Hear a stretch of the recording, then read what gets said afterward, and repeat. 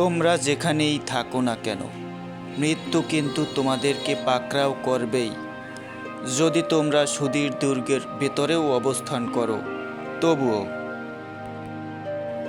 জন্ম হওয়া যতটা স্বাভাবিক, মৃত্যু ততটাই স্বাভাবিক।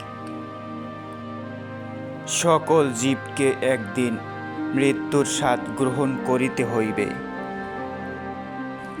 আমাদের কিছুই ছিল না, অথচ প্রতিদিনই আমরা কিছু না কিছু হারাই, আবার নতুন কিছু হারানোর ভয়ে থাকি। আমাদের জন্ম হয়েছে খালি হাতে, মৃত্যু হবে খালি হাতে, অথচ চলে যাওয়ার সময় অনেক না পাওয়ার আক্ষেপ নিয়ে যাই। আমি মনে করি মৃত্যু হচ্ছে জীবনের সবচেয়ে অসাধারণ উদ্ভাবন।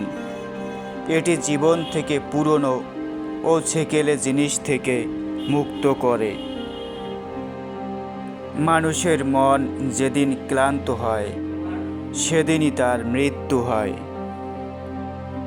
আমি যে সত্যটি খুঁজেছিলাম, এই সত্যটি মৃত্যু।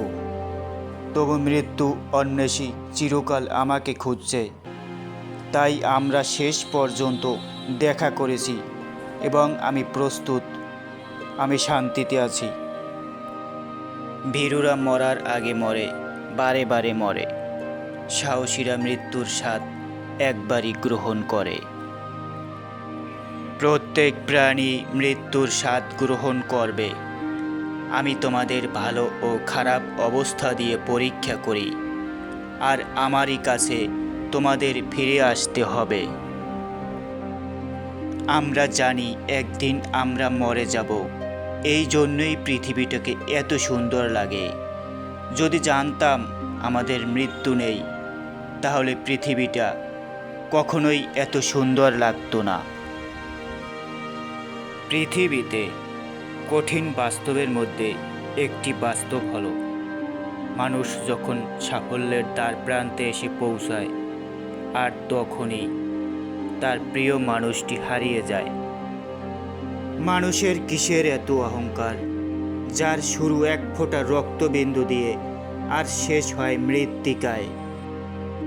ভীতুরা আত্মহত্যা করে, কিন্তু জ্ঞানীরা বেঁচে থাকার বিকল্প খোঁজে।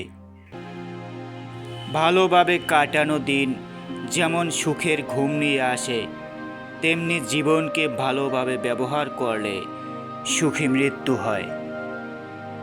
আপনি যদি খুব ভালো একটা জীবন পেতে চান, কখনো ভুলবেন না যে আপনি একদিন মৃত্যুবরণ করবেন।